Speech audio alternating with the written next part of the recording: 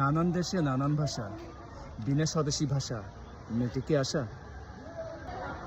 কিছুদিন আগে অনেকে বলতো হিন্দি ভাষা শিখতে হবে, দরকার আছে, যে কোনো সময় কাজে আসবে।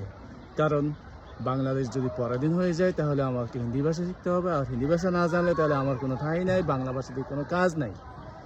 আর এখন বলছে উর্দু ভাষা শিখতে হবে, কারণ উর্দু ভাষা না শিখলে কোনো এক সময় আমাকে উর্দু ভাষায় কথা বলতে হতে পারে, তখন আমি কীভাবে চলবো? আমি তো বোবার মতো থাকতে হবে, কারণ আমার বাংলা ভাষা তো কোনো কাজে আসবে না। কিন্তু না, আমার বাংলা ভাষায় কথা বলতে যে স্বাধীনতা আছে, যে ভালোবাসা আছে, সেই ভালোবাসাকে আমি হাতছাড়া করব না। তাই আমার ভাইয়ের রক্তে রাঙ্গানো 21শে ফেব্রুয়ারি আমি কি ভুলিতে পারি?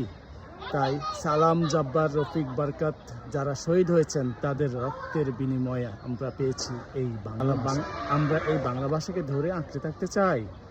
খোদা হাফেজ।